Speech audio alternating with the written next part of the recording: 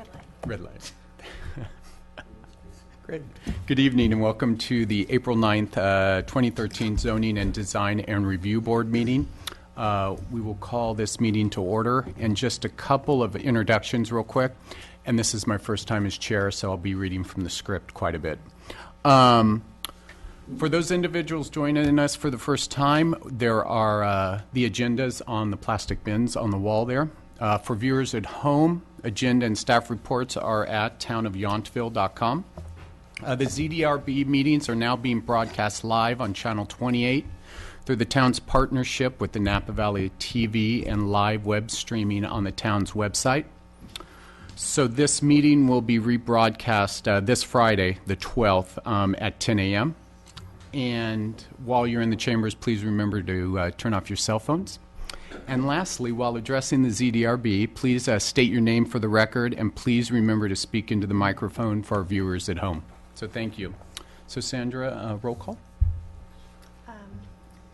Member Cook. Here. Member James. Here. Member Gates. Here. Vice Chair Scoggins. Here. Chair Durham. Here. Thank you. So we have no approval of the minutes because of the, correct? Because of the because of the 4-month lag here. So is there anybody in the audience who wanted to speak on something that is not currently on the agenda?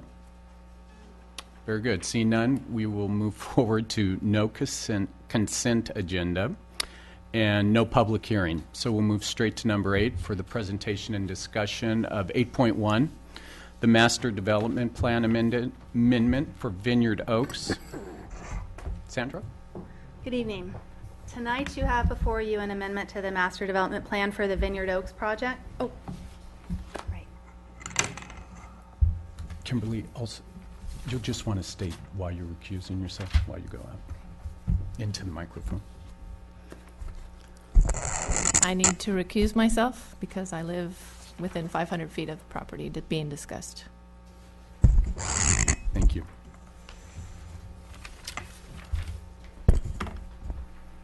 We moved so fast we didn't allow time for that.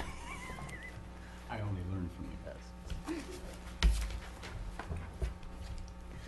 As I was saying, you have before you an amendment of the Master Development Plan for the Vineyard Oaks project. And that project was a 13-lot subdivision that was approved in 2009. And this slide shows the lot layout. It includes 13 lots with single-family residences and 1 lot with a fourplex.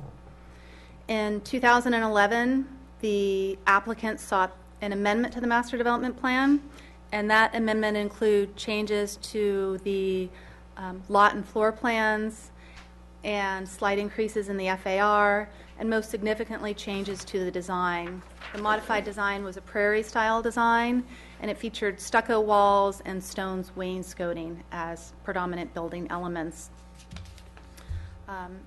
Since the approval and the amendment, the applicant recorded the parcel map, and the lots were improved with utilities and street improvements.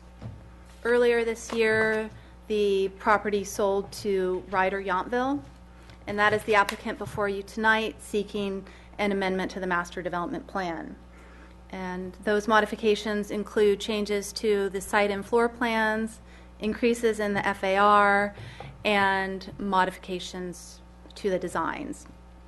There are no proposed changes to the number and configuration of the lots. They're the same as you see here that were approved earlier, or to the number and distribution of 1- and 2-story residences. Those are also the same as before. So one of the proposed modifications is a change in the FAR, and the proposed lots are between 34% and 40%. And that's an increase from the earlier approvals, and it's an aggregate total of approximately 39%. And this project was granted an FAR bonus for the provision of the 4 affordable housing units, and what this bonus did was increase the allowable FAR from 25% to 40%, and the proposal is within that standard. Turning now to the design, the applicant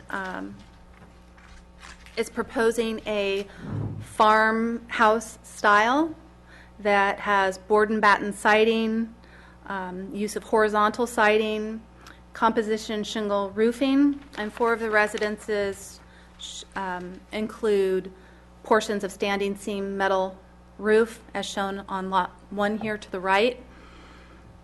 Windows are double hung, and 2 of the windows include shutters that are proportional to the windows they frame. Each residence features a large front porch with wooden posts, many of which have knee braces, and each residence also features a weather vane. And these design changes are consistent with the design standards and are really, quite frankly, more compatible with the neighborhood and the subdivision that's across the street, as well as the surrounding Washington Park and Yountville Square neighborhoods. So staff views this as positive.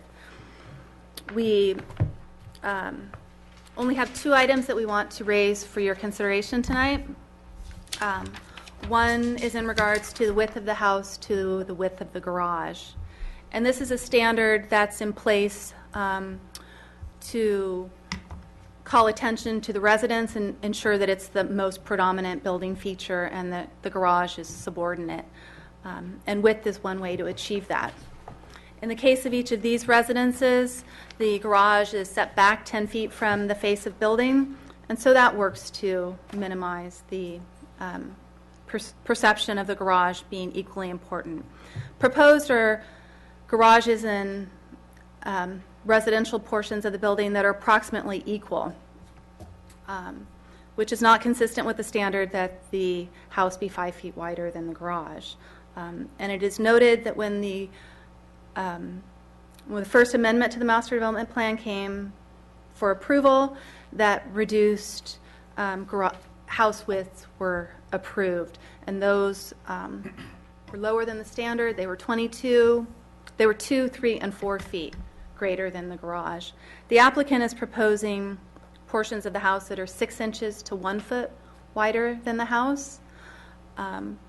And this is a function of the physical constraints of the size of the lots and the widths that were approved, and the design constraints of the garage and the shear wall that is needed, as well as the 2 single garage doors that are in keeping with the design standard that garages on the front half of the lot and visible from the street cannot have a garage door that exceeds 12 feet. So 2 8-foot doors achieves that standard. It's a tight fit. One way to bring the house into closer conformance with the code, and we're only talking about 1.5 feet, would be to replace these 2 single garage doors with 2 independent garage doors with 1 single garage door of 16 feet in width. And so that's an option for your consideration and discussion tonight.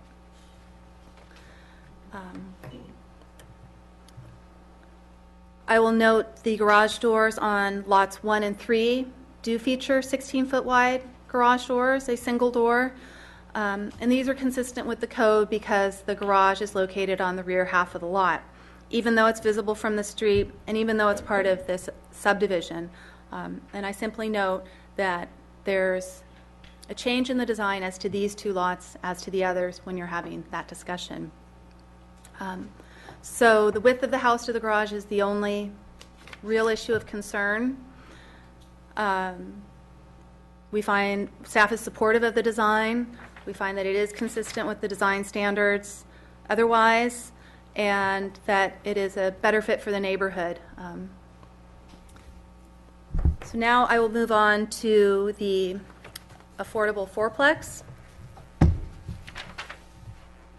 Oh, but before I do, I wanted to pass out these color and material boards for each of the individual houses, and they show the paint colors and the roofing colors and other elements. And you can look and pass it down the line.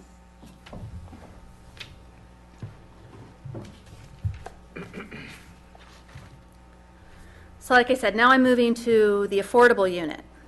And this is showing the elevation that faces Yountville Crossroad.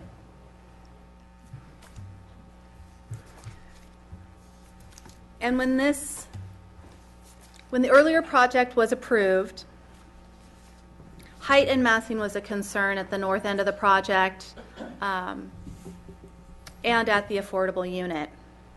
And the view corridor through lots 1 and 3 was an item of concern to the neighbors, and an item that was agreed upon during that process. And the two-story portion of the building was tucked behind the two-story portion of the building on Lot 1. And what that did was maintain as open a view corridor as could be possible. And the second to last sheet in your packet shows that rendition. The last sheet in the packet shows the applicant's proposal, and it shows how the two-story section fills out that view corridor more. And this is a change to the plan. The building height is also taller. It was approved at 23 feet. Proposed, it is at 28 feet. So the height and the view is one of the items for you to consider with the duplex. Fourplex, I'm sorry. Another issue is the location of a front door. And as you can see from this drawing, the building turns its side to the street. There are no entries, and there are no porches, and it doesn't have the same street presence as the houses on Stag's View Lane. The applicant indicates that the 4 entries are clustered around a central courtyard and that they offer access through a single entry point for all the residents, and that's beneficial in creating a sense of community for the project. And staff would agree that from a tenant's perspective, that is positive. In addition, if there were a door on this elevation, the tenant in the first floor unit would be exiting into the parking lot. And so that could be another reason to support the entry on the north side of the building. The building in this location is set at the town limits and on Yountville Crossroad where it transitions to a rural road. It's not the same settings that exists on Stag's View Lane where the buildings have front doors, large porches, and the sense of community is created through that continuity and repetition. So there may be reasons to allow an exception to that front door entry. With that said, however, staff believes there are design changes that could be made to this building to make it more street friendly. Perhaps a larger porch, a second floor balcony, an element that brings more of a street oriented element. And in that case, staff would view that as a positive. The last element of the fourplex is that the carport is not shown on the drawings, and one is required for parking. For each unit, there's one covered and one open parking stall required. So we've been in discussions with the applicant in that regard, and they will be showing a carport out front, and that would satisfy that standard. So those are staff's main concerns that I've noted that we'd like to get your discussion and feedback on. We're looking for recommendations to take to council, and that concludes my report. Thank you, Sandra. Are there any questions of staff? Jason? Jason. I have 2. Sandra, accepting lot number 1 shifting southward, are all of the original 2-story lots still 2-story lots? You mentioned in your staff report that the mix was the same, but no 1-story is swapped locations with the 2 stories. They're in the same location. Thanks. Secondly, I recall when we reviewed this project last time, but I don't remember the master development plan revision. Did that go directly to council in June of 2011? No, that did come before It did. the ZDRB. Okay. Those are my only 2 questions. Thank you. Jason? I don't have any questions. Great. Very good. Then we will move on to the applicant's presentation. Good evening, Mr. Chairman, members of the board. For the record, my name is Glenn Matsuhara. I'm a civil engineer and a consultant to the project. Also here tonight is Jay Ryder with Ryder Yountville LLC, the owner and applicant, and Dick Hunt, who is with Hunt Hale Jones, the project architect. I'd like to thank staff for the work they've done in assisting us with the redesign. Per the staff report, they are supportive of our redesign. As noted, we call the design a kind of a modern farmhouse, which we think is more consistent with the neighborhood and in the town.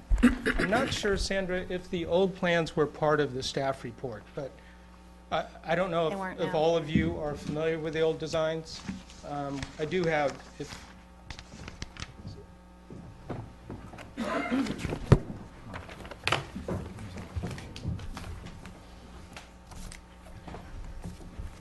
somebody referred to the old design as kind of a prairie style. I think that might be a good description, but when Ryder Homes became involved in the project, we felt that the old design really didn't fit the site and fit the wine country theme that we have here.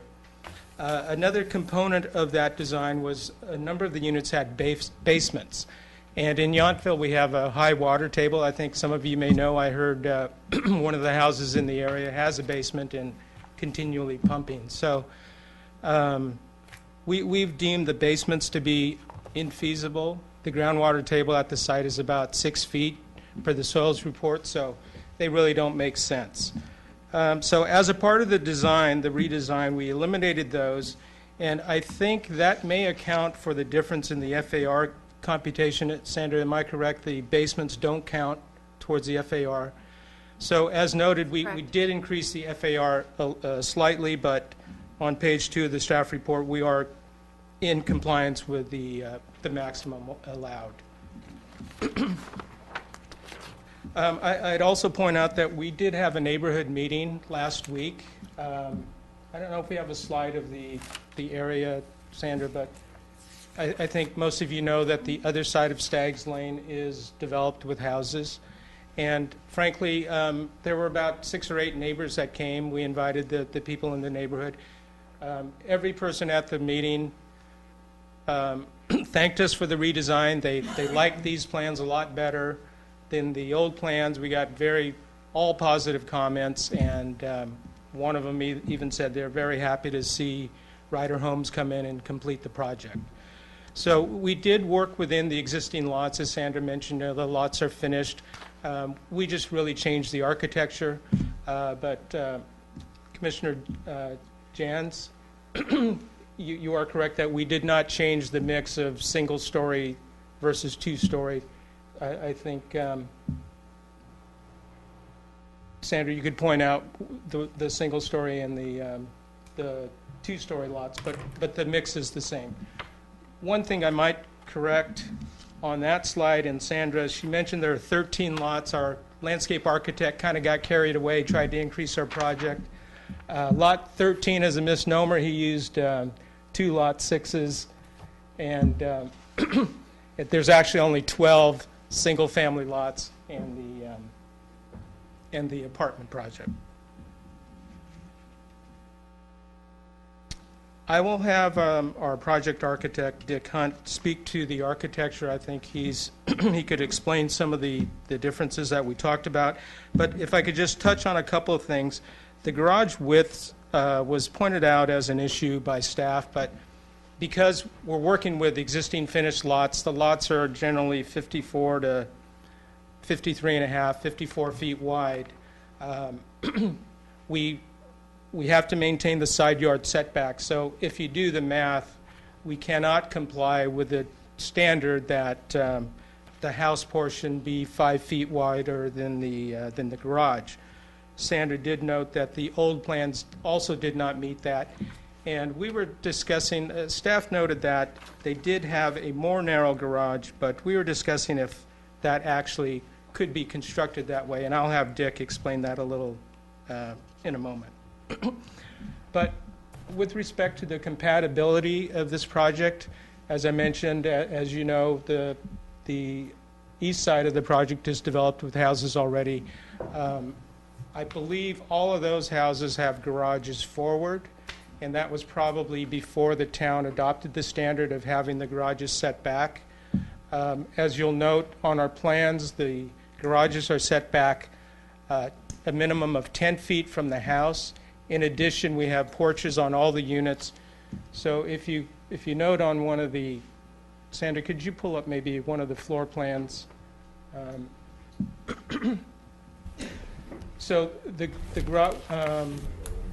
yeah. So you'll note that the garages are set back from the street, and so the house really is the prominent feature of the architecture.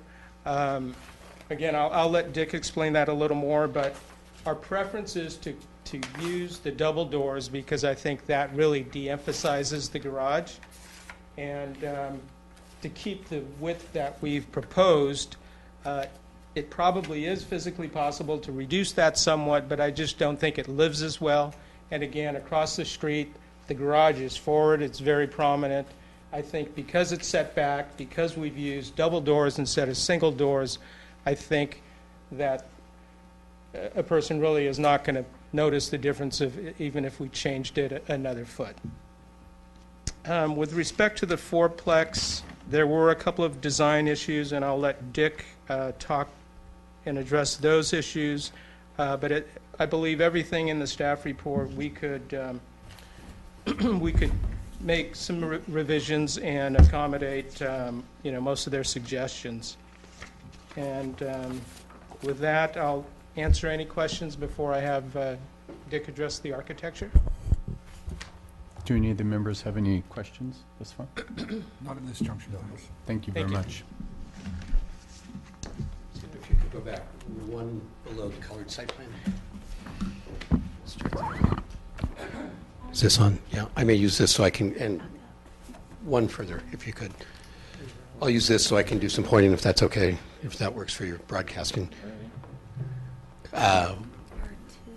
Up, so it's just one below the first slide. And, There we go. and just, There we go. real quick, just to introduce yourself. to I'm all Dick of us Hunt as with well. Hunt Hill Jones Architects.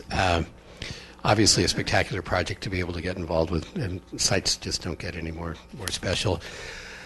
Very quickly on the FAR, the aggregate total difference of about 4%. I just did some really quick math, so it's real rough. But across all 12 single-family homes and the apartment, the increase in the FAR is a total, or the increase of the area is a total of about 1,500 square feet. So it's a slight amount more than 100 feet per home. This exhibit is in your drawings, and it portrays the previously approved footprints with those that we're proposing now. And it's almost insignificant. It's hard to pick out the dashed lines of the previously proposed project because in some cases they're a little further back than we were, or a little further forward. In other cases, they're a little further inboard. The footprint size is generally the same, both the one and the two.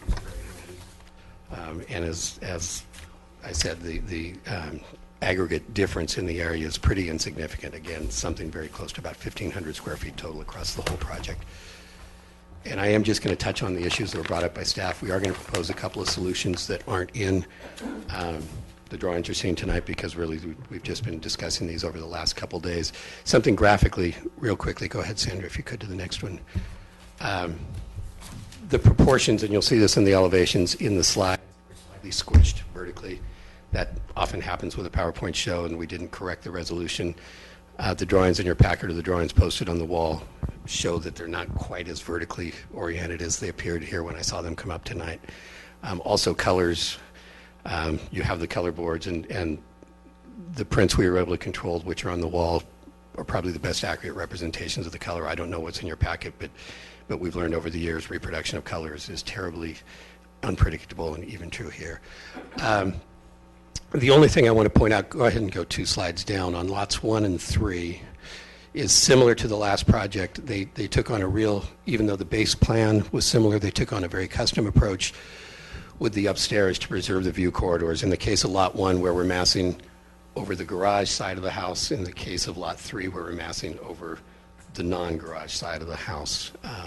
We took the approach, even though we had 4 base plans, is to customize on each lot to treat the elevations, the exterior elevations of each lot individually, and then the same with the colors. We didn't come up with a couple of schemes and apply them randomly. We actually have a different scheme for each house. Go ahead. I do want to get into this garage thing. It's a little messy to try and explain because, as Glenn said, it's kind of doing the math. Most of the lots, all except 1, 2, and 3, are either 54 feet wide or there's one oddball that's 53 feet and 6 inches. One of the lots has an additional 5-foot easement, but that's outside the buildable space. So that means we have, in most cases, 44-foot wide homes. In one case, a 43.5-foot wide home. And this does come down to, I don't know how they made it work before. The single garage doors we're planning, so there's 2 of them are 8 feet wide. That's about bare minimum, and there's a lot of cars.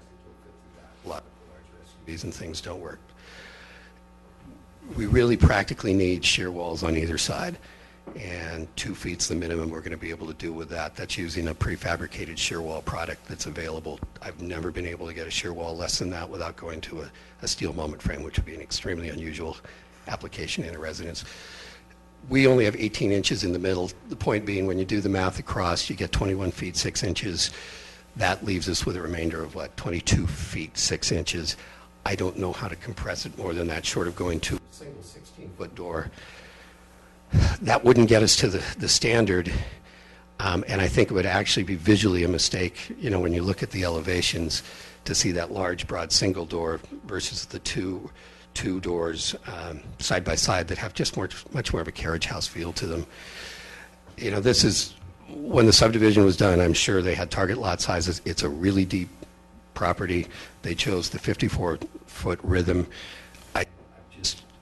I know they proposed like 19-foot wide garages. I don't know how you get 2 cars in there. I don't even know how you build it if you're using 8-foot doors, and I can't imagine doing less than an 8-foot door.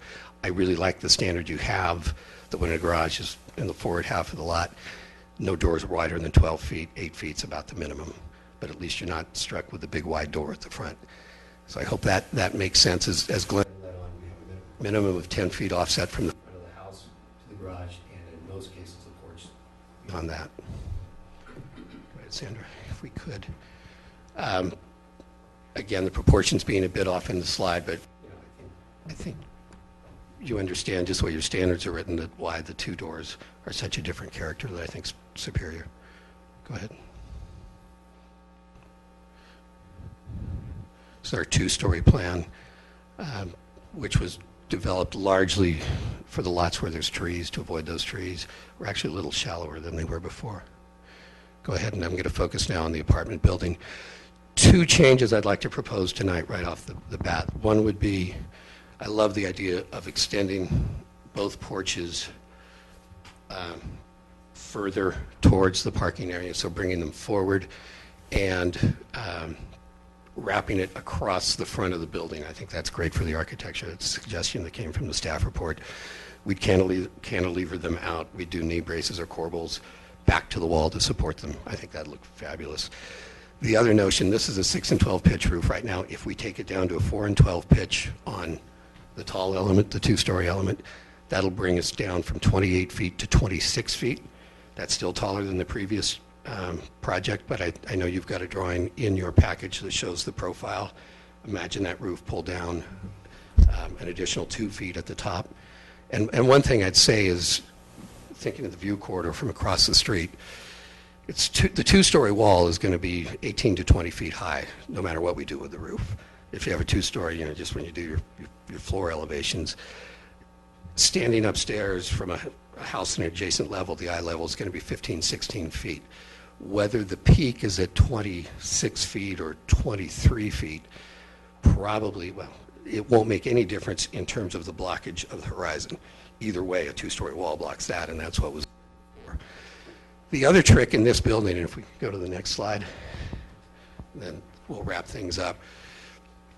The apartment buildings, the upper left there, the previously approved project did not take into account the fact that this building needs to meet the accessibility standards of the California Building Code. That had some pretty dramatic impacts on the site design. First off, we needed handicap parking spaces. We needed all the transitions to function per the building code. It affected the size of the units because we now had to make all the ground floor units accessible with all the things that means, path of travel and clearances and things like that. The other thing it does, and this is a little tricky, is it mandates if the program is to be, as it was before, one studio, one bedroom, and two bedroom apartments, it basically mandates that one of the 2 bedroom apartments has to go upstairs, because the building code says that you have to offer each of your different unit types in an accessible form. And short of doing an elevator, which would be extremely impractical for a unit building, that means we have to put a studio, a 1-bedroom, and a 2-bedroom on the ground floor. So that's why the upper floor is a little bit larger than it was before. And again, you've got the exhibits that compare those things. So again, with that building, I'd like to offer that we'd reduce the pitch on that upper scale roof, brings it down 2 additional feet to 26 feet. We'd add those porches.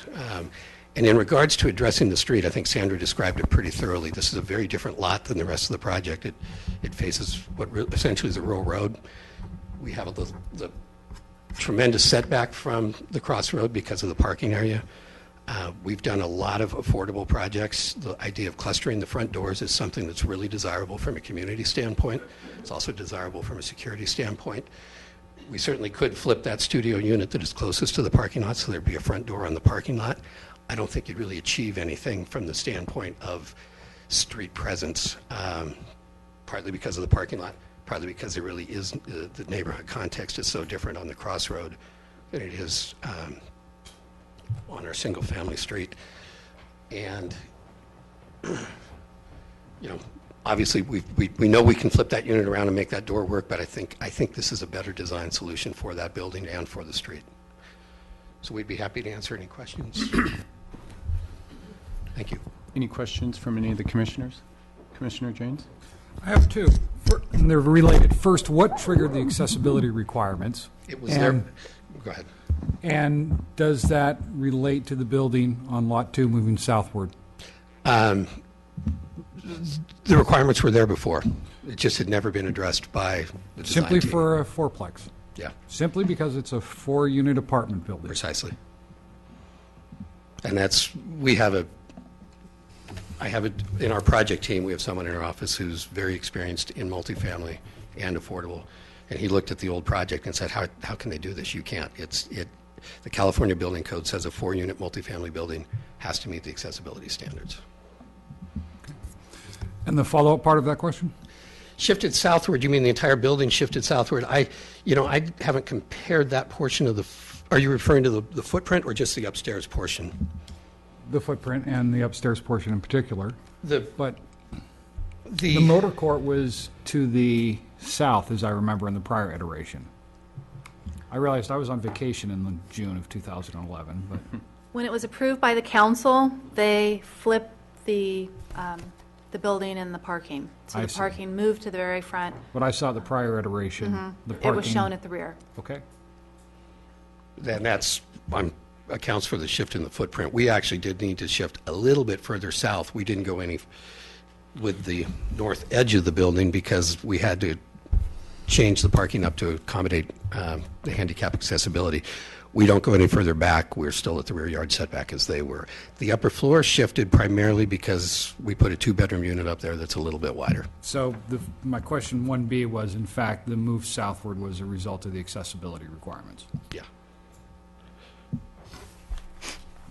That's my only question for now. Thank you.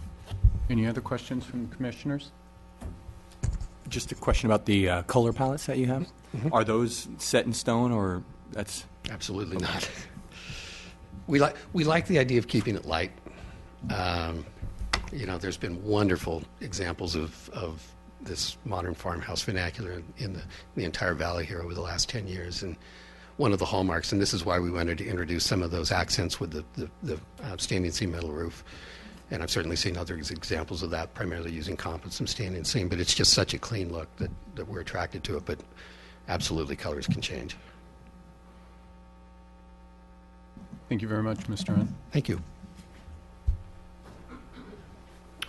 Is there anyone out in the crowd here who would like to comment on this project?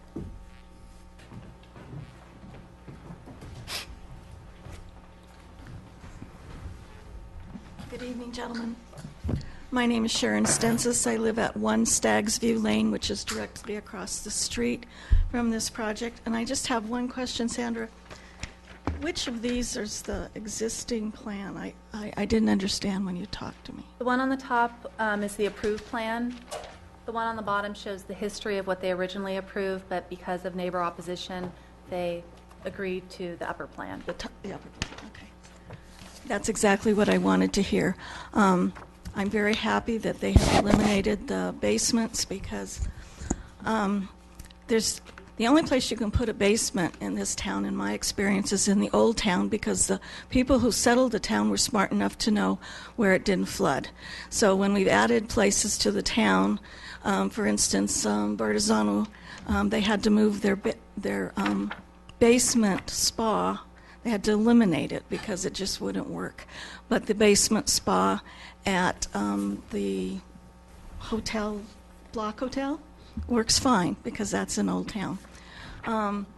The massing, I think I can live with this, but I want you to know that at that one end there are 3 two-story buildings, and then one of them is affordable, 4 affordable units, and then behind us, directly behind us, is another affordable unit. So basically, we are a market rate home sandwiched between 5 affordable homes and 1 other market rate home. So I would definitely like to see the building height lowered as presented this evening, and possibly even more than that. And also I want you to be aware that that is the entrance. It is one of the entrances into our town, and I'm not sure that the first thing that people want to see is a parking lot. Thank you. Thank you. Any other public comments? Thank you. Then we'll close the comments on this and we'll move it to the commissioners. Shall we start with Commissioner Jason Scoggins? Sure. Thank you. Let's see here. Well, one, I feel like we're a little bit painted in a corner given that certain standards or design regulations have already been compromised from previous tenures on the panel or whomever approved those things before I was involved. So it kind of feels a little bit like what's the least worst alternative at this point in terms of some of the narrowing of the garages or the ceiling heights. Maybe the ceiling heights aren't. Maybe we can be a little bit more flexible. But so, with that being said, I guess you want these homes to sell. First of all, you don't. As a neighbor, Sharon, I'm sure you don't want to see these homes go unsold. So we want to make them desirable. We want to make them functional, at least in the garage area that I'm referring to. And like to your point earlier, you're gonna people drive larger cars, it seems, more and more now. So we want to be able to make the garages accessible, and you certainly probably don't want people parking their cars on the streets because their garages aren't functional. So if you can avoid that, I'm sure you'd try to avoid that. So in my mind, if you're using the 2-door versus 1-door, that's probably a better design practice. I agree with that, and I'm not sure that basically what I'm saying is that I think I'm fine with the size of the garage ratio to the house. I don't see an alternative is what I'm saying. We're kind of half pregnant here. In terms of the neighbors, it sounds like there was a meeting, and that was one of my concerns, is what were the neighbors thinking. I know where Sharon lives, and she probably has the most impact on her lot. So she's here tonight, and that helps me feel a little bit better about this project. And I think she has some valid points, and I don't know if there's anything you can do about the roof lines, and or if it makes enough of a difference. So I think it's something we should definitely continue to talk about. And if there's a way to appease the neighbors on that front, I certainly would encourage that. finally, in terms of just the overall design of the entire complex, I'm a fan. I like the fact that it is a little bit more endemic to the neighborhood and in Yountville in general, I think. So I would definitely give you my vote or approval or whatever you're asking for in terms of the overall design. So. Thank you. Sure, I'm Gentlemen? going. I'll say first, I do consider the aesthetic vastly improved, and I applaud you for doing that. So I don't want to lose sight of that on the other things I'll talk about, but I do think it's a much better looking project. I'm going to try to briefly summarize the things I think still need attention. There are two issues with the garages. One is a door that's too wide per our standards, and I do think you should try to fit that on lots 1 through 3 as 2 doors. Secondly, I'm not convinced that it's impossible to fit that in. In my own home, confronted with the same situation, my center post is a 5x5 tube steel, and my portal shear walls are smaller than 2 feet. They're small little tube steel frames. It's not a complete moment frame, but I think it's impossible. So I'm not yet persuaded that all the avenues have been explored there. I think it's a useful thought exercise when looking at this project to imagine it had already been built and that we're looking for is changes. So when it comes to with width of garage and house respective to one another, it's approved as a legally non-conforming project. In the past, a good planning principle has been to say if it becomes less legally non-conforming, great. If it remains non-conforming, that's okay. But I can't support increasing a non-conforming condition. I think if this were an existing structure that had too small a setback, we wouldn't say, well, go ahead and make the setback smaller. Keep it the same and you're okay. Do please impose a condition, or I recommend council that the town arborist review all landscape and irrigation plans proximate to the heritage oak, and I would encourage the imposition of a tree protection plan that he monitor. Sandra, I also support your recommendation of a condition about gates on the fencing section for town access. I thank the applicant very much for offering to dress up the north elevation there. I think Yount and Madison is a good example where there's a duplex that has a very similar condition, and there's a porch, and in fact, hardly operable doors and windows on the second floor, precisely to give a long elevation along the street a better feel. So I applaud you for being willing to do that and lower the height of the other building. With respect to covered parking, I would encourage a waiver from the standards in this case, because I think carports will be a far worse visual impact to that parking lot on Yountville Crossroad than uncovered parking and planting. So I would encourage the applicant to perhaps consider showing how planting can dress up that and not need 2 carports to satisfy the parking requirement. I've always thought the covered parking requirement was a bit silly unless it was in fact requiring a garage. You still see the car. Those summarize my comments and recommendations to council. Again, I do think aesthetically it's a vastly superior project. I applaud you, but I do think you need to solve the garages. Thanks very much. Commissioner Gates? I wasn't around when the original projects were approved, but so far tonight we've learned that someone didn't do their homework on the access for the fourplex, and someone didn't do their homework on digging the basement so they didn't fill up with water. I just hope there's no more surprises on this project. Those are two blundering errors, if you ask me. I think Jason's comment about the carport is spot on. I don't think that's needed, and I think it would detract from the appearance from Yountville Crossroads. If you can lower that quadplex a couple of feet or more, that would do it for me. Thank you. Thank you. I just want to reiterate what the applicant volunteered as well, the extending both porches and wrapping for the fourplex. And also, I don't know if the building height came up in your report that you gave us, but I don't believe it came up here. And I still think that's a definite issue that needs to be dealt with. In the report, it was stated that they realize now that it needs to come down a little bit, and they're willing to do that. So I think that should be done. And I also agree with the garage doors. Ryder has a very great opportunity to build in Yountville, and they'll market that. And if they're going to market that and be a part of that, I think they need to conform to our expectations and what our expectations are of the homes as well. So those are my recommendations. Thank you. Thank you very much. Best All of right. luck. All right, so we'll move on to 8.2, the design review of the town hall.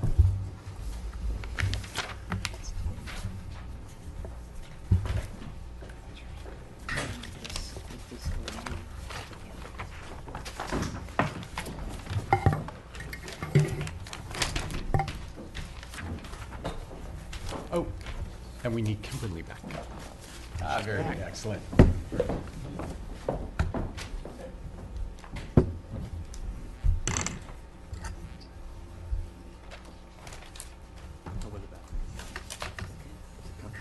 I haven't been back there yet.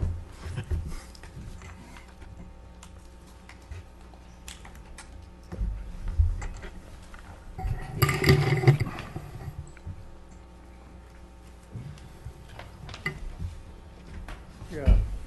Problem with the screen resolution, it compresses everything, but I'll try to just be aware everything's squished in.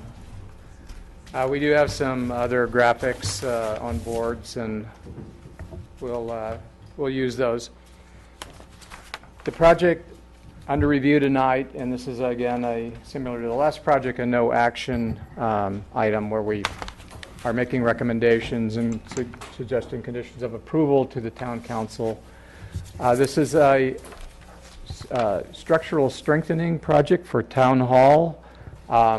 As noted in the staff report, this building was built in the 1920s, and the walls are comprised of unreinforced hollow clay tile. It's a seismic hazard, you might say, and it's been on the town council and staff's list for some time to reinforce this building. It really started out with a number of all the alternatives were examined, including a new building, but that was rejected in favor of retaining this building. It is by virtue of its age, its style of architecture, its significance to the community historically as a schoolhouse and serving as town hall for some time. It has historical and cultural significance to the town. It's not a listed building on the federal or state registers, but it is possibly eligible for listing, and we will probably be pursuing that after the remodel. That's one item in the remodel that we had to be aware of anything we would do that would potentially compromise the future status or potential status of it as becoming a listed building. That affected something I'll talk to a little bit later about the windows. And so let me go through this site plan, and this is the existing, what you're looking at right now, the existing facility as we're in it right now. You've got starting at the south end, the modular unit, the old library, and then town hall building, which the council chambers here. The circulation works. There's a sidewalk off of Fennell. There's a sidewalk leading up a ramp into the old library entrance. Both of these wind around to the front terrace that runs along the front of the building and leads up to the front door here, the main entrance, with steps down again into the parking area. There was a ramp installed a few years ago, and that's at the front entrance as well. The scope of your review, there's going to be, this is a floor plan, and it shows how this space is allocated right now.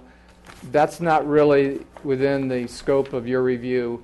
What we'll be looking at is the exterior modifications to the building. Including if we wish you to have a larger office? Bob? Well, yeah, if you can support that somehow, but that would be nice.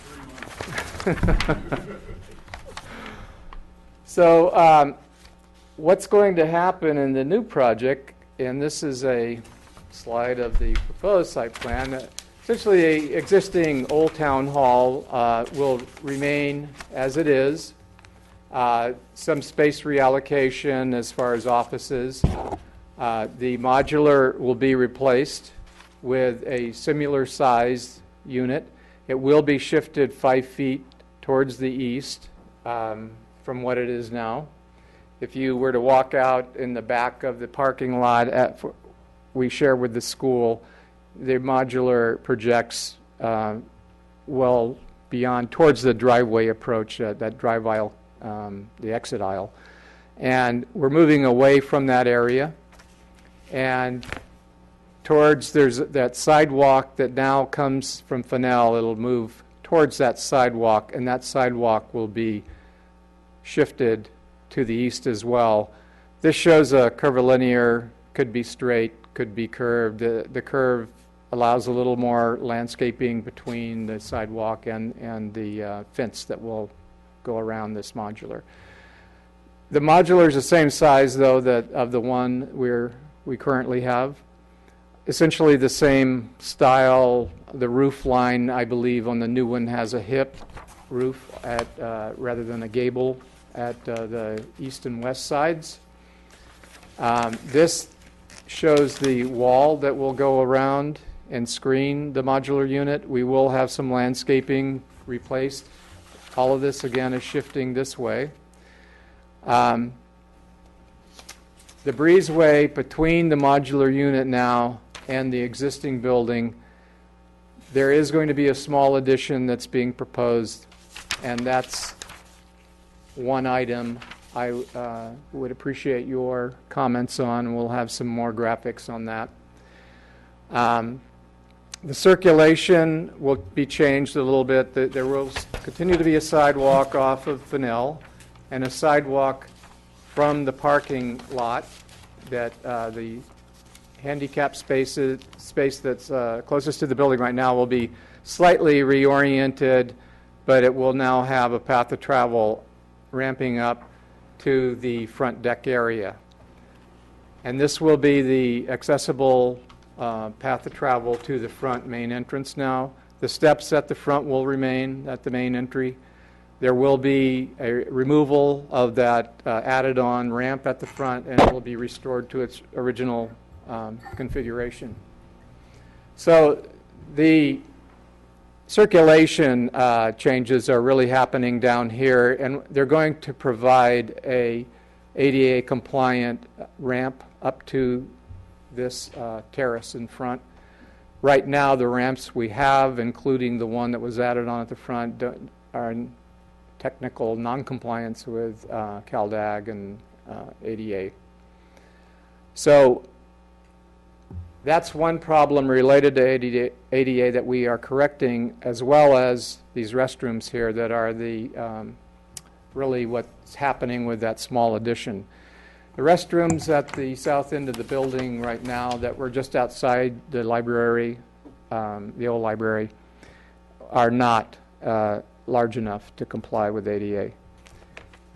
That space occupied currently by those restrooms will be incorporated into office, and the addition that's proposed will be 2 compliant restrooms at the front there.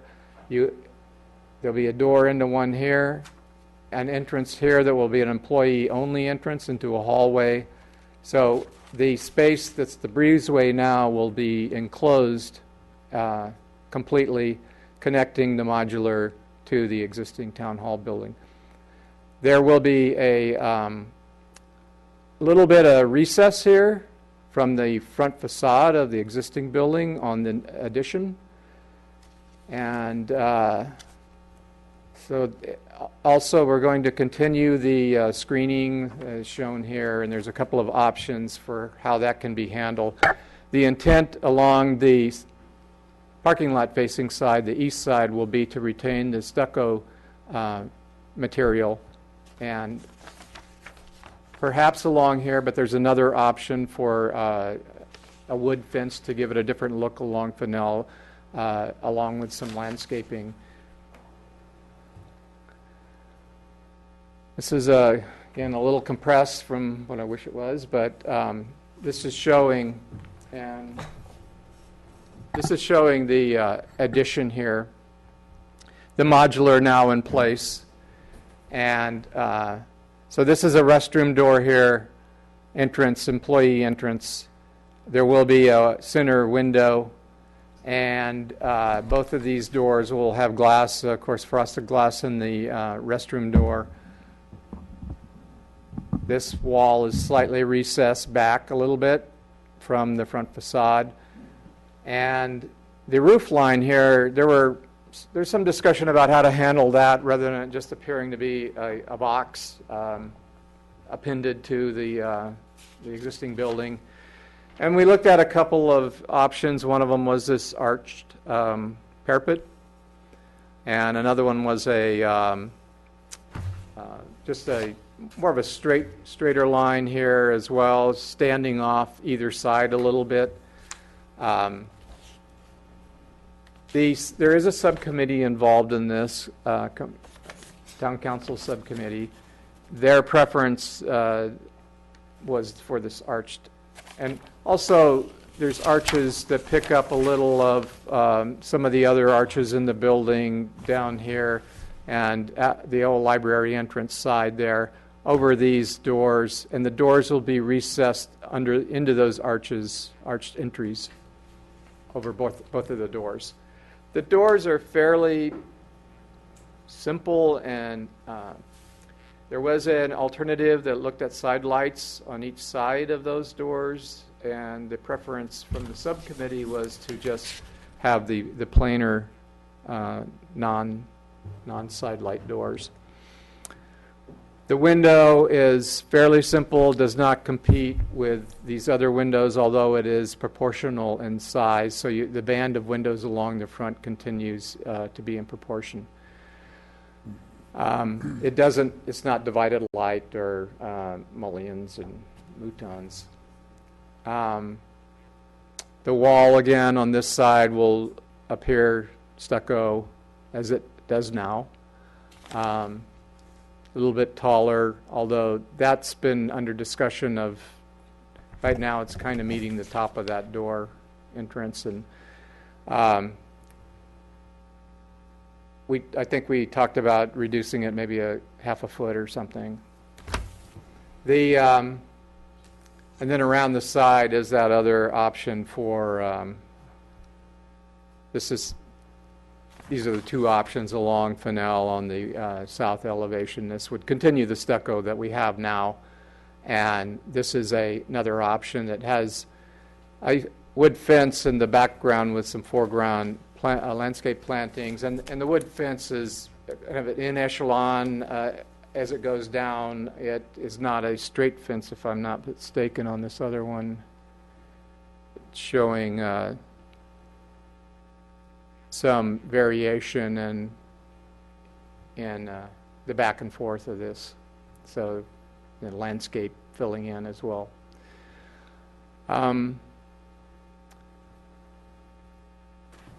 Now, one of the comments made, this project underwent a architectural peer review relative to, one reason was its historical significance and status, and to ensure what we were doing is in compliance with the Secretary of Interior guidelines for rehabilitation of historic structures. If we are in compliance with those guidelines, then there's a categorical exemption under CEQA that we qualify for. Originally, I noted in the staff report, the windows along the front were going to be replaced, but they were going to have as similar appearance as we could achieve with double pane windows, replacing them as far as the divided lights and the rails and stiles. And then these windows in here, the big bank of windows against that wall there, and the big bank of windows that is on the opposite side of the building facing the parking lot where in the old library, those are all going to be removed and replaced with extruded aluminum that I believe we're going to be clad with wood on one side and double pane, more energy efficient. Slightly, I guess, as it turns out.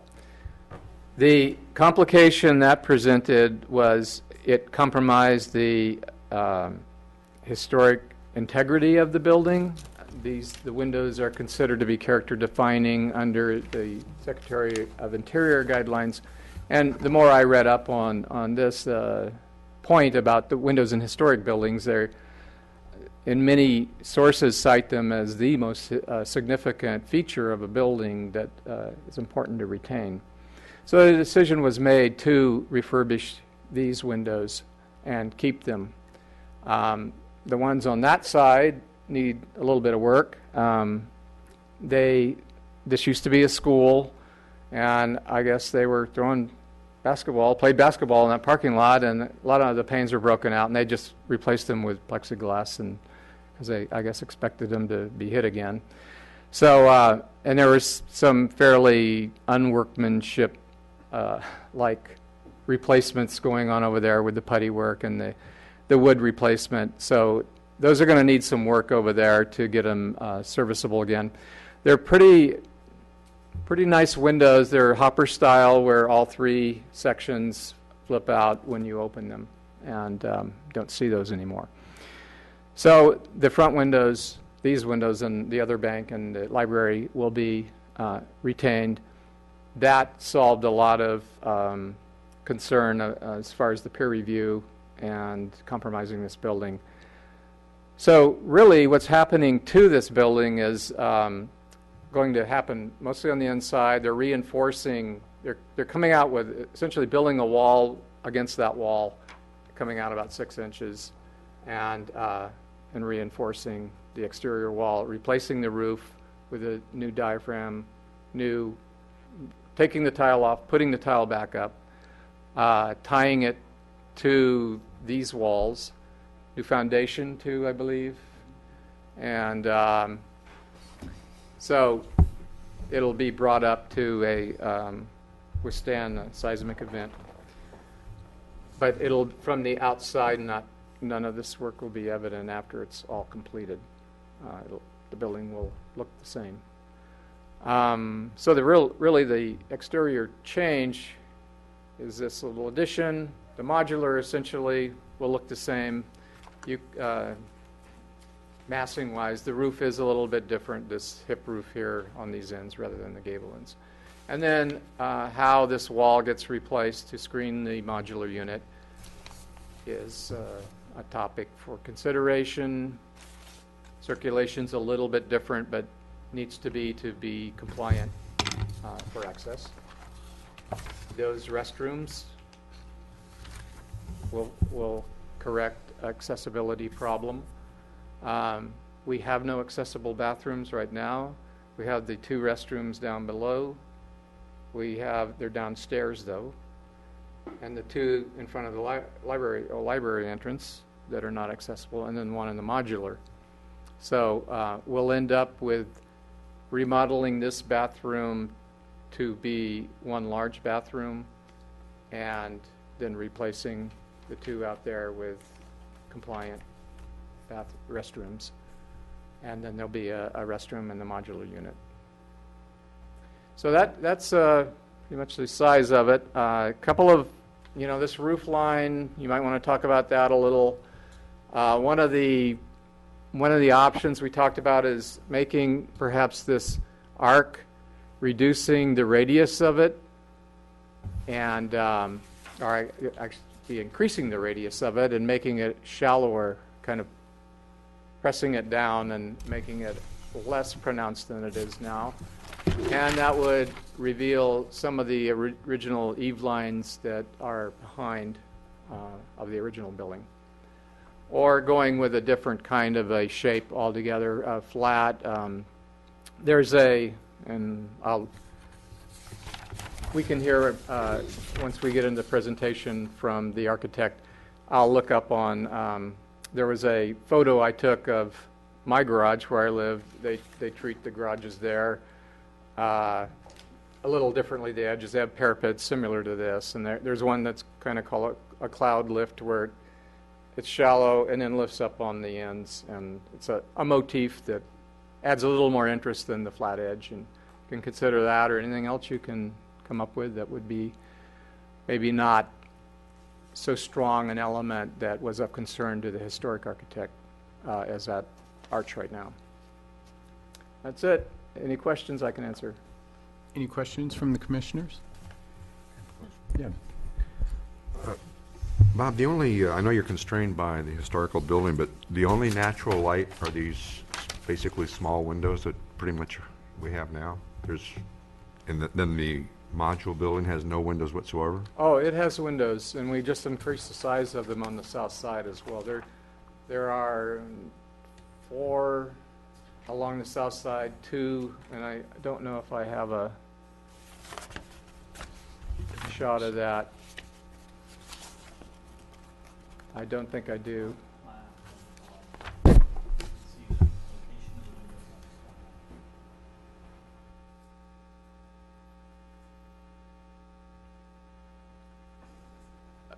Where are you looking? Oh, the floor plan, I'm sorry. Okay, yeah, it's hard to see. There's a row of windows along both sides.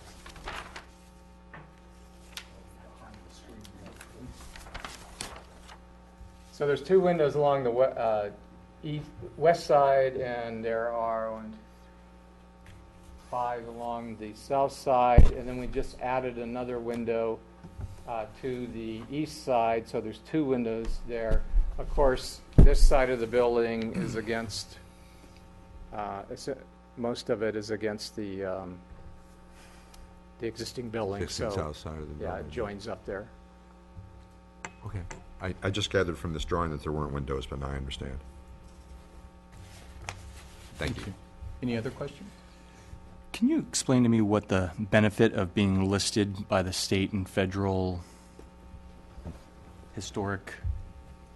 Well, for us, there's for a private homeowner or a private property that pays taxes, there's the Mills Act, and there's tax benefits to being listed, where we wouldn't benefit from that, of course, but it's more, in a certain sense, with the council has expressed an interest to forming up a subcommittee, and there actually is one formed up, with looking at comprehensively town-wide a historic resources inventory that will probably lead into perhaps an additional element to our general plan if they decide to go that route of a historic resources element, because we have a lot of resources in town, not only cultural but architecturally significant locally, and it's sort of a leadership role in that, of setting the example for us.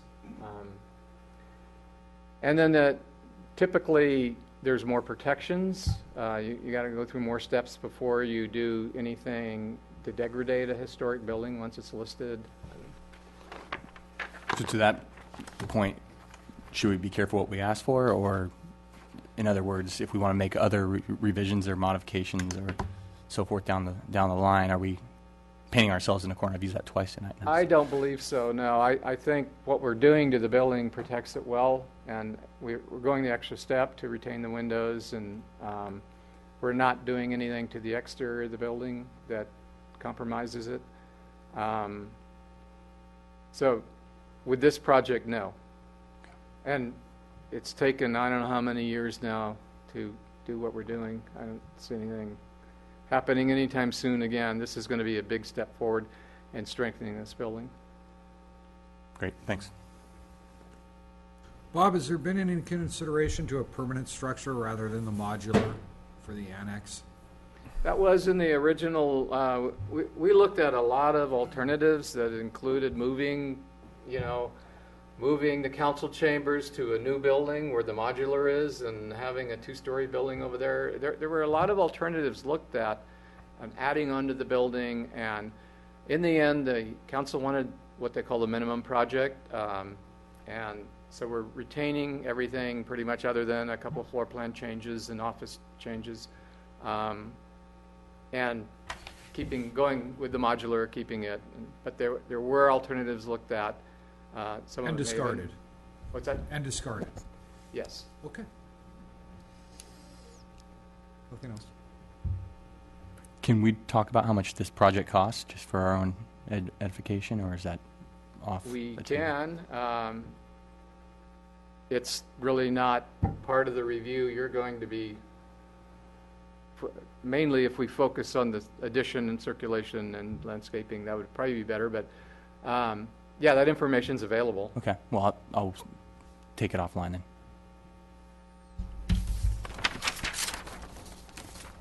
Any other questions? No, thank you. I just have to ask, I'm sorry, are we planning filibusters because you're putting a shower in the, Yeah, we are going to have a shower, and there were a number of suggested, the shower has to do, for a number of reasons. One is we get cut off in emergencies when it floods sometimes, and people that are here may not be able to get home. It's happened to where you can't get down 29. very good. So they may be here for a while.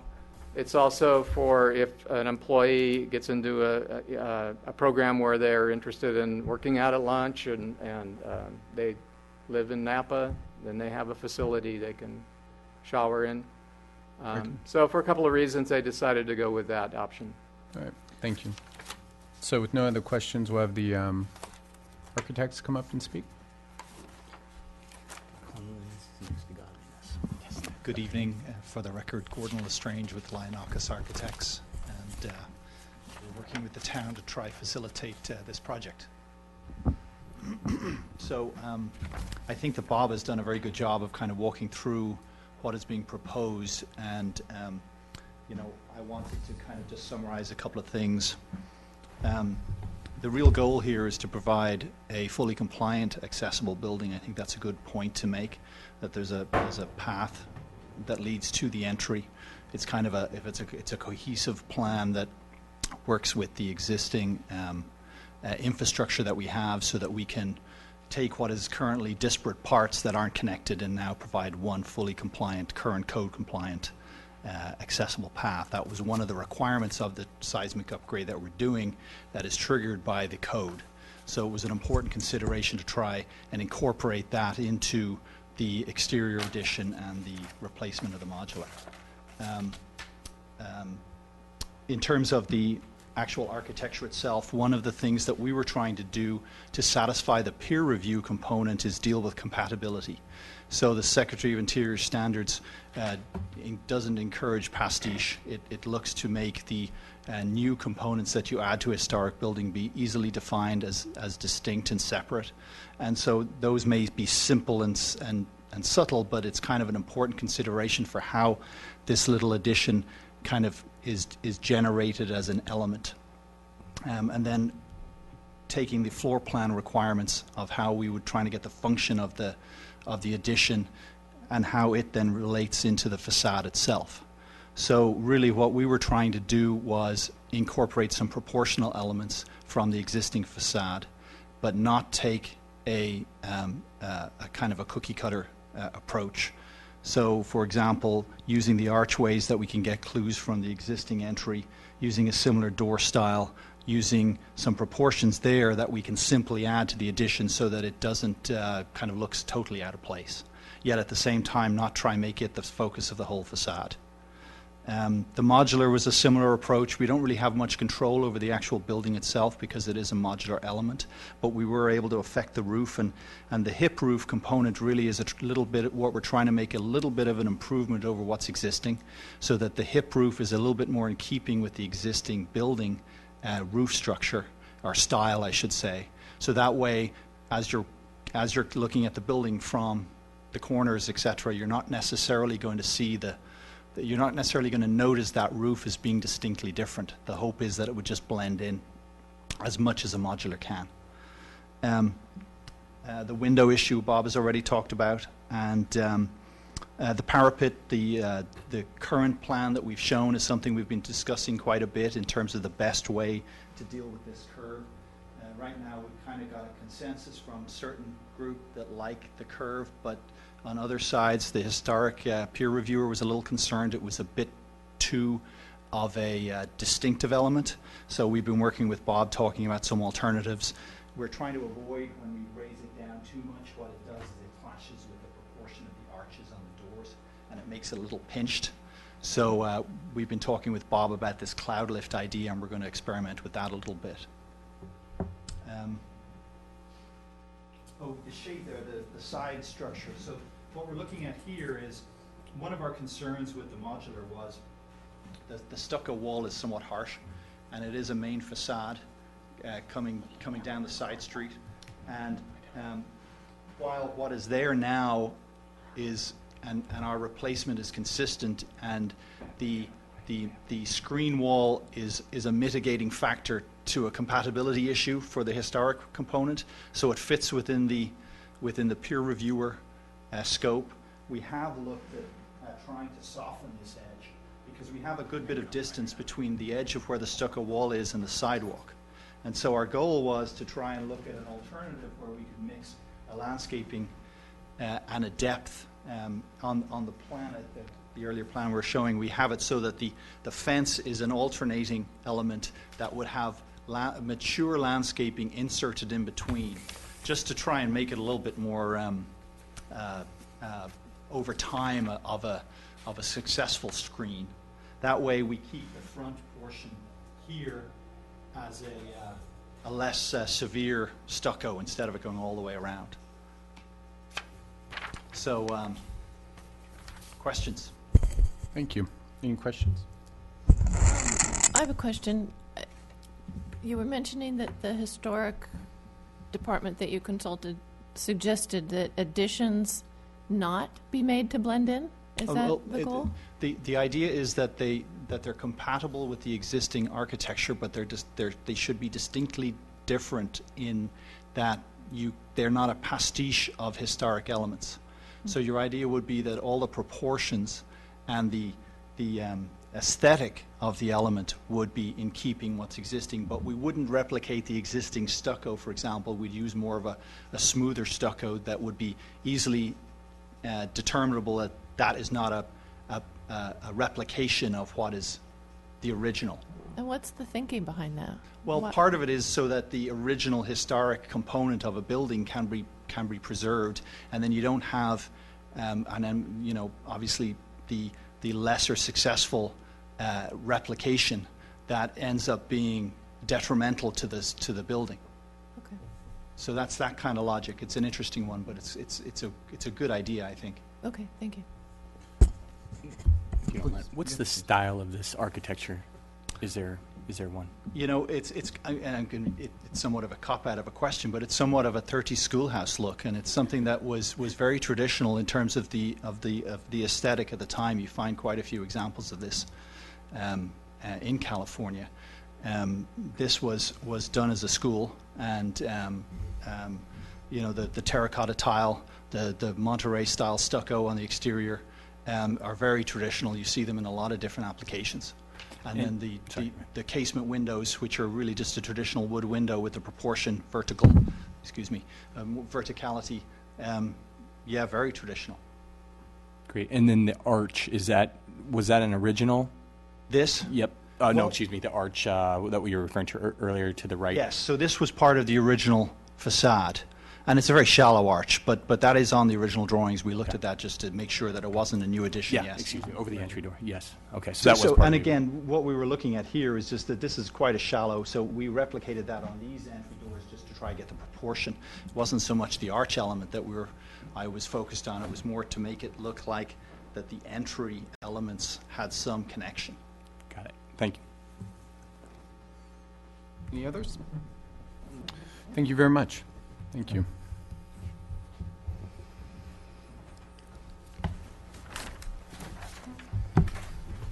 So Bob, you'd like our opinions on the parapet, the landscaping?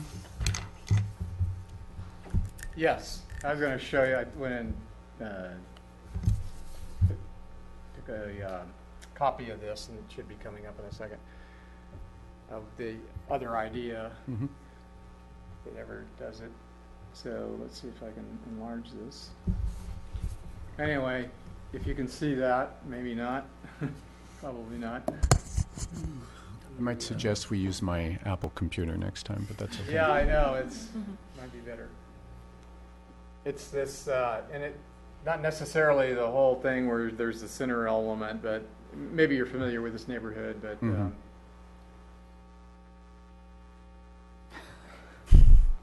it's Thank this- that rises up and over and up again, and then in the middle. It's not the entire thing, it'd probably just be the two ends, as you can see that. I don't know how to, maybe enlarge this. Oh, there. Oh. There we go. There you go. Yeah, that's better. There you go. It is. It's at the bottom. Perfect. And you're saying that instead of that Well, arch over the... there's no answer there, yeah, as a suggestion. Suggestion, Yeah. And this may, it just adds a little more interest as opposed to like just the completely straight, or the, shallower arch may be a way to go too. Did they? Oh, very good. Thank you. So, who would like to start with some suggestions for this town? Excellent. Thank you. I have to agree with the comments from the ARG historical representative that I think the arch draws a lot of attention to that part of the building, especially with the handicap parking being adjusted so that the ramp goes up Pardon me. and joins the porch right at that location.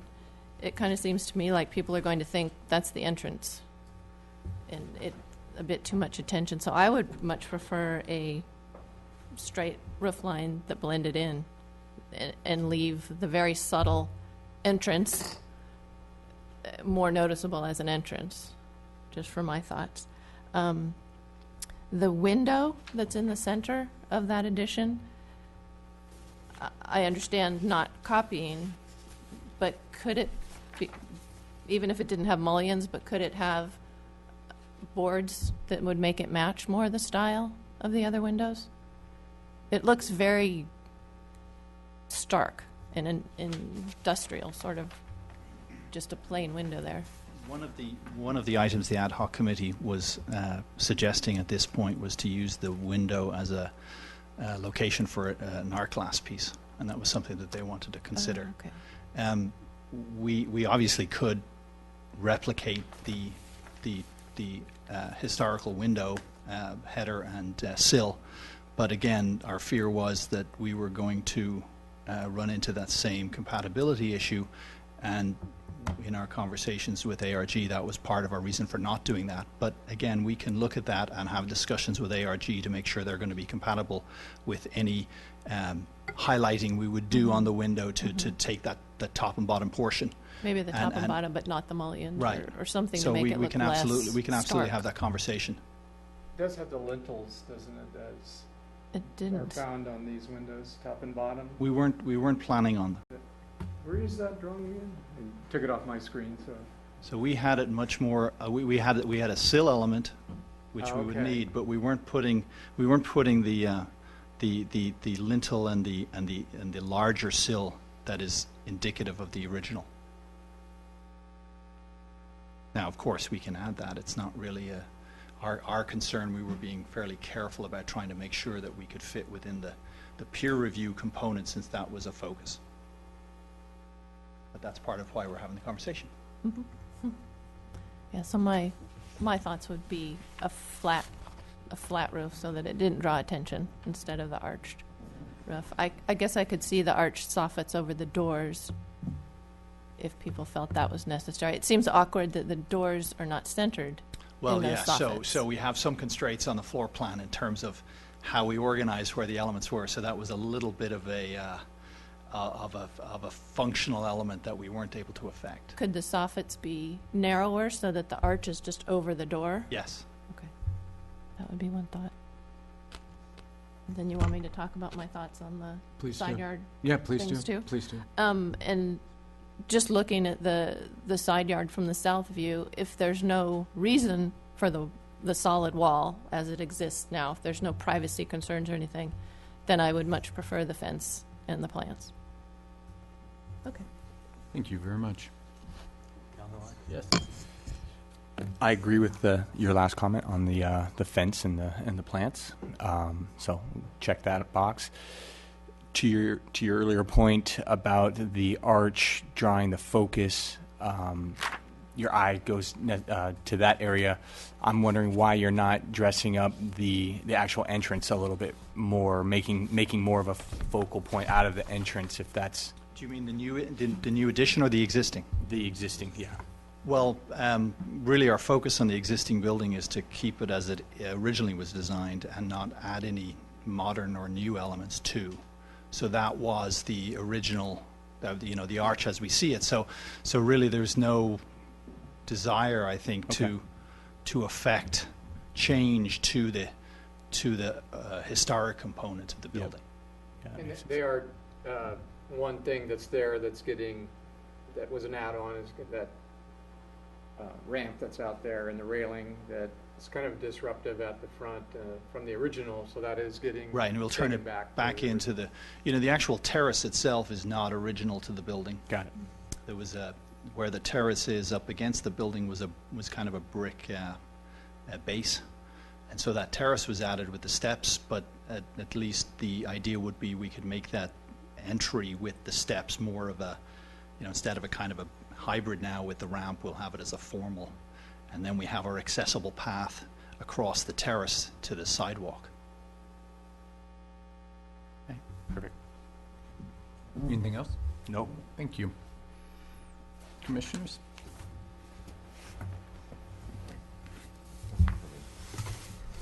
I'm delighted. James? I'm delighted this is happening, not least as one of the very last children to go to school in this building. So I'd like to think you're preserving it in my... Yes. One of those windows yours? Goodness. Yeah, the basketball windows. Yes, but I broke them from the inside. The landscaping should be a landscape element on the south side of the modular, not plaster. I don't know what the right answer is for this much-discussed entry, except I trust Naomi Morolio. Get her to sign off on it before you come to council. That's all I have to say. Thank you. One of the things I want to touch on too is the landscaping, which besides this stuff out front, which I've brought up before, which all that grass is just shameful, especially in this town, especially with our insisting on everybody who comes in what we need to do with their watering and their low water plants, and we've got Bermuda grass from Florida out there. So that's I agree that if the choice is between a stark stucco and landscaping, the landscaping's 100 times better. That parapet does seem off, but I'm not an architect nor have a touch. My thought was to add another tower, but obviously I've been corrected here in your discussion, so I won't even bring that up. Good idea. But, yeah, thanks.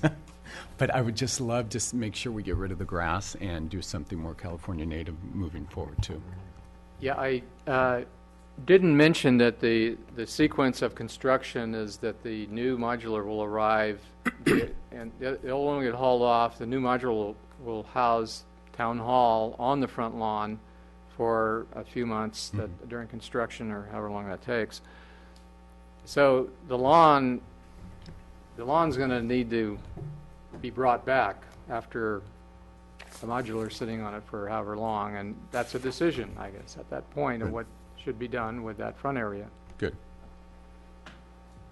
I'm excited. I mean, obviously, this needs to be done. Obviously, everyone needs to be safe in here, and we need to have a safe town hall. So, thank you very much. Thank you very much for your presentation as well, gentlemen. Thank you.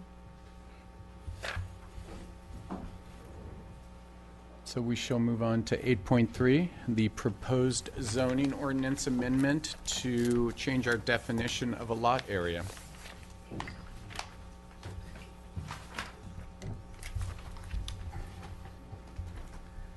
Okay, this is an item that is in our definitions of right now of the zoning ordinance, and the definition of lot area, and you've I'm sure all read this, but it excludes the shared area of a shared lot or shared driveway from being counted towards in the FAR formula.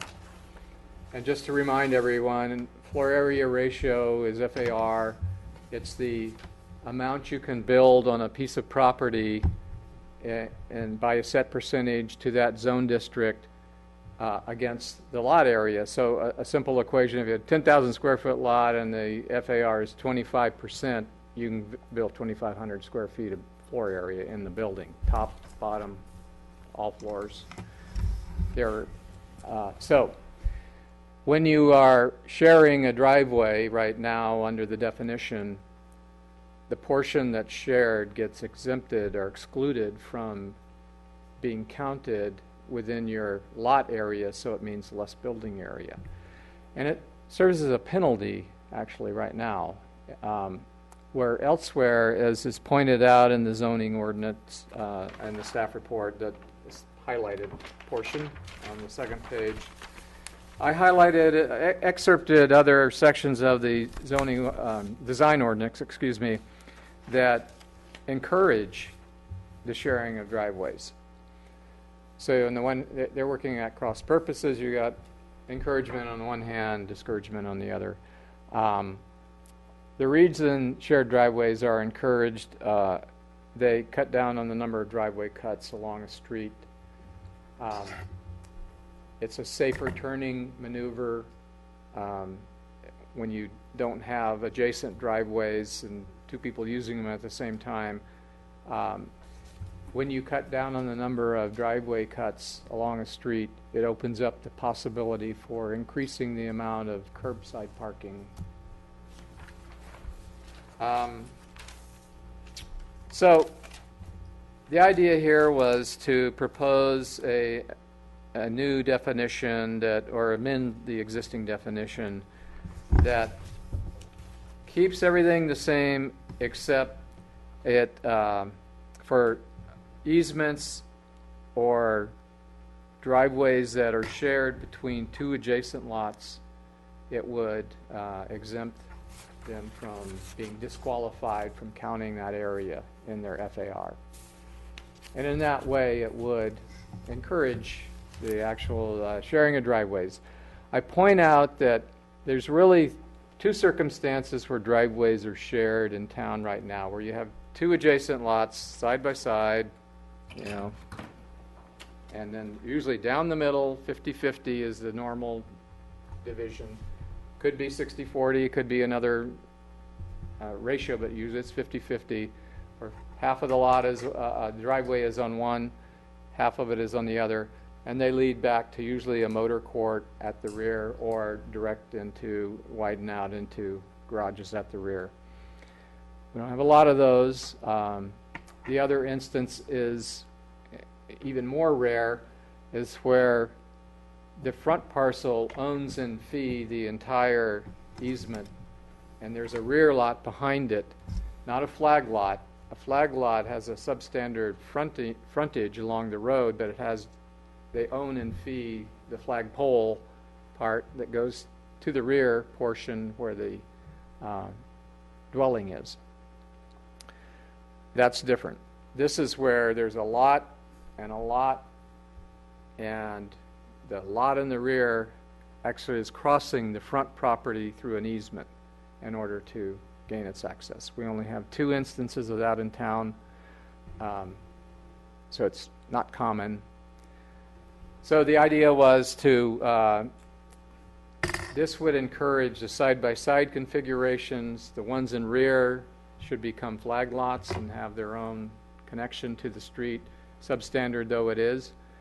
And that would be the restriction. What it encourages are the side-by-side sharing. a driveway access that straddles the common lot line.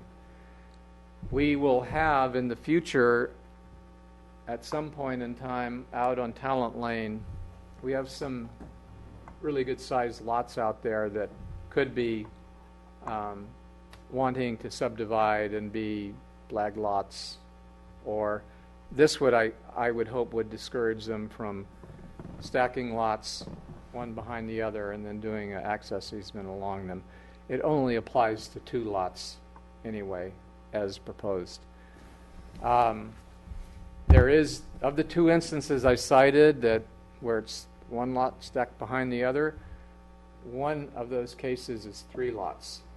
One fronts on it's in this case Jefferson, there's a lot behind, and then there's a lot behind that, and they all access the 2 rear lots through an easement across the front, and then the 3rd lot across the first 2. So that's the proposal. It's a fairly simple, what I hope that explanation made it simple to understand, but adjustment to this. Any questions? Any questions? Are there any downsides to this? Does it allow the people on the lots to build bigger houses? Yes. On the 2 On lots the that 2, have okay. frontage on the street but share a driveway. Over the existing definition. The existing definition across the board excludes them from counting that shared driveway area. And the tendency would then be to, well, I'm being penalized on my house size, so I'll just have my own driveway. And then we end up with 2 driveways, and there you are. One question. I live in a scenario where I share a driveway with 3 houses, and I just wanted to make sure everyone's fine with me voting on this or making any sort of statement. So, Is it not true, Bob, as long as the regulation in question applies town-wide? Yes, and it's not going to alter your situation. yeah, just trying to be cautious, I guess. Thank you. So it's just, you said 2 lots side by side. It's not given the instance that you just brought up. No. In that case, well, 2 adjacent lots. But in that case, I suppose somebody could come in and make the case, we want to stack these lots one behind the other, not be a flag lot, and then take advantage of this provision. But I think we would have to be vigilant as why they can't be a flag lot and provide their own access. Why, Bob, do you keep carving out an exception for flag lots? What is in the nature of the flagpole that prevents it from being shared? Why could it not also be a shared access way, regardless of who owns it? It could be with an easement. But see, there's no benefit, though, no effect from this definition, because they're getting each full FAR, because the flag lot has its connection. What if to the street. what if the front lot uses it as well for an access way? Would not that both lots potentially benefit? Yeah, Since they're sharing? they could, and they wouldn't be penalized with Right. on FAR here. But they don't. Because as written, it just says shared access ways are excluded from FAR, regardless of whether it's a flagpole or a common driveway or an easement over Right. another's property. So they would in that case benefit if they're not electing to have their own frontage and driveway off of the front. But they have the opportunity to, I guess, is the deal. And well, so do the side by side. Because what I'm thinking about is, in the case of a flagpole, why I think the distinction is meaningful is it's a way to encourage the garage to be behind the lot in front. If the person in front can use the flagpole, that is, use his neighbor's properties and access, that encourages that front owner to place a garage in back. And as you well know, I live on a Right. flagpole, but I think, and so my ship has sailed, but I think that's why it's meaningful. It would encourage getting a garage off the street. The person would not be penalized by getting the garage in the back. Right, true. And is it also not true, the ordinance is written, and I get it, it makes sense, it's for sharing when two lots share, but there can be 10 pair, to exaggerate, of lots sharing, and each pair would get the benefit. In the example you brought up on Talent Lane, if there were, say, 10 lots, there could be 5 discrete instances of sharing. Yeah. That's no, not precluded, it's just 2 lots can share and get a benefit, the next 2 can share and get a benefit. Yeah, but that's sort of the Girardi Place example, to where now it's a private street accessing multiple lots. Yeah, and I agree that's a great example of where it wouldn't work, because that's multiple units sharing the same access. But if there were a row of houses and they're one in front, one in back, each pair could share the driveway. Just because it's a multi-unit development, it's not. So you would suggest, these lots are being created, right? I mean, Yes. they'd have to be, we don't have them right now. Right. So I can't imagine, though, a situation where we would review that and not raise the question of why aren't they flag lots, each with their own access? Or sharing, as you suggested, the flag pole part, maybe the front one, if that's what they're going to do. Yeah, I think I'm just noting that it could happen, and I think it's a good result. One of the things I've But noticed is... they're not stacked 10 deep, I mean, like one No, behind I'm the other. saying pairs. There Right. could be 5 pairs stacked all once together. I think the earlier answer kind of confused that it could happen repeatedly in a neighborhood, right? And it would be several instances of pairs sharing. Like the Vineyard Oaks. If you took the Vineyard Oaks and put 2 together and did a shared driveway to each 2. That's what Yes, we're yes, talking about. exactly. It's sort of like flipping a coin. It doesn't matter if you wait an hour or if you wait 10 years. The coin doesn't care what the last flip was. It doesn't matter if the first pair is here and the second pair is here, or if they're separated by 8 blocks. It can all be. I think it's a great idea. One of the benefits is it encourages a reduction in impermeable surface, right? More planted area, less runoff. So, anyway, I'll stop arguing with you about something I support.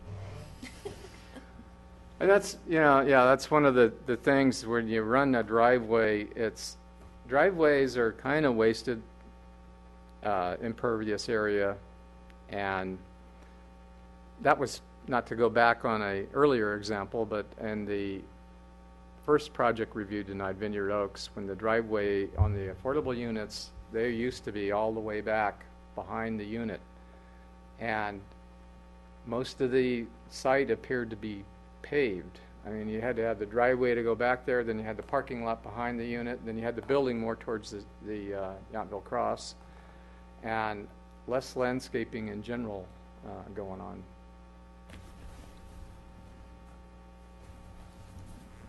Have we sailed? We've sold? Very good. We've sailed. Very good. So we are just making proposal to you. This is not an action item to take to the town council? Any comments you have, this will go on to council. Well, we'll go on record as Chairperson Janes agrees. Okay. Troubleshoot this. If you see any fatal flaws, let me know. And Very good. Any other comments from No, any of the I- commissioners? Shared driveways is a good idea. I agree. I think we all agree. Yes. Excellent. All right. Good. Number 9, staff board and reports.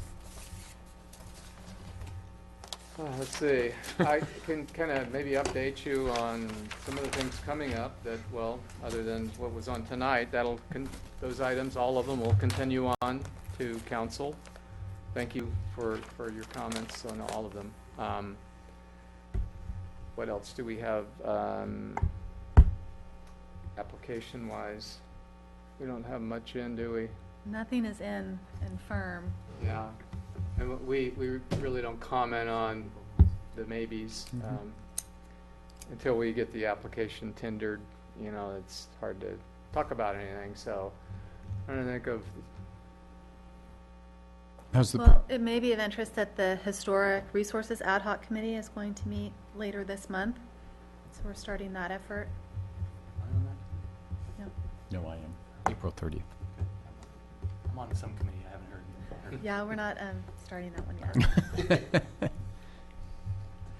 Things grow slow in the Napa Valley. So R&D is supposed to be done in May, Yep. or at least looks just about done. Correct. Good. They always look like they need another year to me, but, you know. Well, they got rid of the tend to storage. get it They got done. rid of the storage, too. Oh, you're talking about R&D. Well, a lot of the projects, you know, you hear about the opening date, and when you go to the site, you go, wow, that's a lot to do, but they always make it happen. And Tucker at Summerston? We haven't heard about that moving forward, Okay, so very good. Any other questions, comments from any of the commissioners? Nicely done. Thank you very much. It was a fun start. I hope to see you all before 4 months, so that'll be good. Very good. Well, we will adjourn this to our next meeting then. Thank you very much. Thanks.